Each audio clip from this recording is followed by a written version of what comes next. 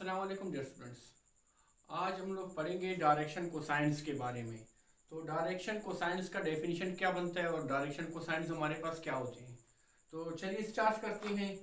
Direction cosines, if a vector, अगर एक vector makes an angle, angle बनाता है, ठीक है ना। अगर एक वेक्टर है, क्या बना रहा है, एंगल बना रहा है। कौन सा एंगल, अल्फा बीटा गैमा, ठीक है ना। एक वेक्टर है जो एंगल बना रहा है अल्फा बीटा गैमा, किससे, किस एक्सिस से, एक्स एक्सिस से, वाई एक्सिस से और जेड एक्सिस से, ठीक है ना। तो फिर इसके कोसाइंस क्या होंगे, then cosines of these angles are, फिर इसके कोसाइंस क्या होंगे, cos alpha, cos beta, cos gamma are called direction cosines of a vector. इसका मतलब ये होता है कि अगर एक वेक्टर है, ठीक है ना, वो क्या बना रहा है, एंगल बना रहा है। कौन सा एंगल बना रहा है, एंगल बना रहा है अल्फा बीटा गैमा, ठीक है ना। तो इसके क्या होते हैं, फिर इसके कोसाइंस बनते हैं हमारे पास क्या, cos अल्फा, cos बीटा और cos गैमा।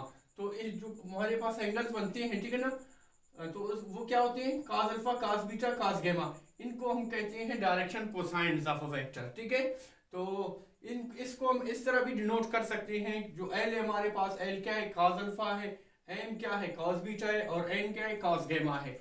वियर जहाँ यहाँ पर, ठीक है ना, क्या अल्फा बीटा और गैमा हमारे पास क्या कहलाते हैं, डायरेक्शन एंगल्स कहलाते हैं। अभी हम एक एग्जांपल करेंगे। एग्जांपल में क्या है, find the direction cosines of a vector, ठीक है ना। आपने क्या करना है, वेक्टर का कोसाइन मालूम करना है, ठीक है ना। डायरेक्शन कोसाइन मालूम करना है।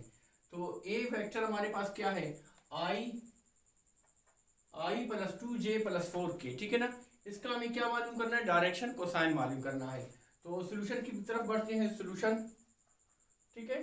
तो डायरेक्शन कोसाइंस के लिए सबसे पहले हमारे पास क्या होना चाहिए, हमें यूनिट वेक्टर निकालना चाहिए। किसका, इस वेक्टर का जो हमें दिया गया है, इसका क्या निकालना है, हमें यूनिट वेक्टर निकालना है। तो यूनिट वेक्टर का फार्मूला क्या होता है हमारे पास, A cap is equal to ए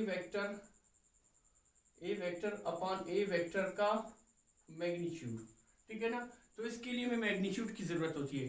तो हम मैग्नीट्यूड मालूम करेंगे इसका, ठीक है ना। ए मैग्नीट्यूड इज इक्वल टू आई, इसका कोएफिशिएंट क्या है, 1 है, 1 का स्क्वायर प्लस 2 का स्क्वायर और प्लस 4 का स्क्वायर, ठीक है। तो क्या आ जाएगा, ए का मैग्नीट्यूड इज इक्वल टू 1 1 जा 1, 2 2 जा 4, 4 4 जा 16, ये हमारे पास क्या गया 16, ठीक है ना। एक और 4 5, 5 और 16 कितनी होती है, 21 होती है, 21। तो ये क्या आ गया हमारे पास, ये हमारे पास आ गया 21, ठीक है ना। अभी क्या करेंगे, 21 का जो है यूनिट वेक्टर, ठीक है ना, क्या आएगा, A cap is equal to A vector हमारे पास क्या है, आई प्लस 2j+4k अपॉन √21, ठीक है। तो मजीद इसकी सिंप्लीफिकेशन करते हैं तो क्या बनता है, हमारे पास आता है A cap is equal to 1 upon √21i, 21i plus 2 upon √21j plus 4 upon √21k, ठीक है। ये हमें मिल गया। अभी हम क्या करेंगे, अभी हम इसके डायरेक्शन कोसाइंस निकालेंगे। तो cos अल्फा हमारे पास क्या होगा, cos alpha is equal to, ठीक है, 1 अपॉन √21, ठीक है ना। फिर cos beta is equal to 2 upon √21, ठीक है। और cos गैमा हमारे पास तीसरा है, cos gamma is equal to 4 upon √21, ठीक है। तो इस तरीके से हम डायरेक्शन कोसाइंस को फाइंड आउट कर सकते हैं। अभी हम इसका दूसरा एग्जांपल करेंगे। दूसरे एग्जांपल में हमारे पास क्या है, find the direction angle of a vector. इसके क्या मालूम करने हैं, डायरेक्शन एंगल मालूम करने हैं। वेक्टर में दिया गया है, वेक्टर क्या है हमारे पास, A vector is equal to I plus 3j+4k, ठीक है। तो सोल्यूशन की तरफ बढ़ते हैं, सोल्यूशन, ठीक है ना। A is equal to I plus 3j+4k, ठीक है। तो सबसे पहले क्या करते हैं इसके लिए, इसके लिए हम ये करते हैं, इसका यूनिट वेक्टर निकालते हैं।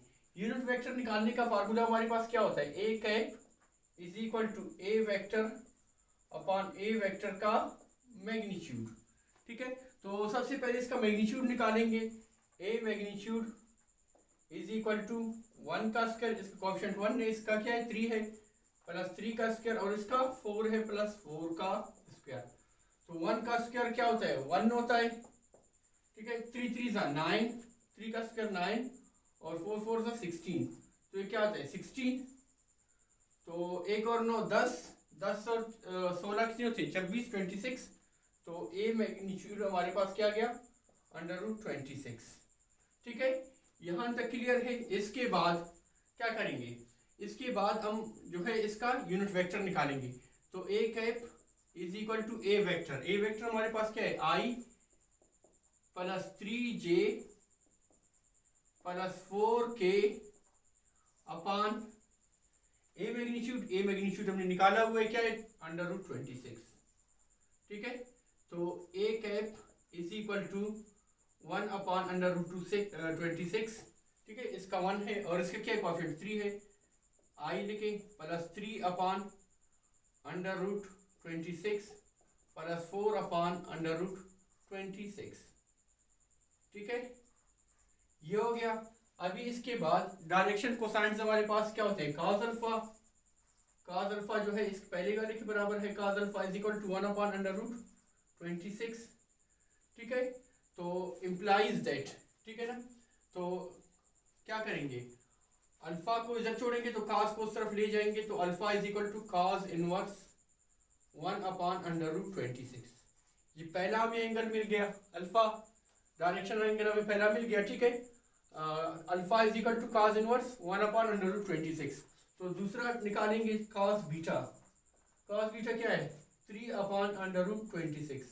अभी दूसरा एंगल डायरेक्शन एंगल निकालेंगे तो क्या आ जाएगा, बीटा इधर रह जाएगा, तो क्या आ जाएगा हमारे पास cos इनवर्स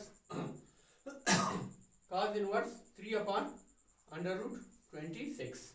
फिर इसके बाद cos gamma is equal to क्या आ जाएगा 4 upon √26 is equal to gamma इधर रह जाएगा और cos उस तरफ जाएगा, तो क्या बनेगा cos इनवर्स बनेगा, cos इनवर्स 4 अपान √26।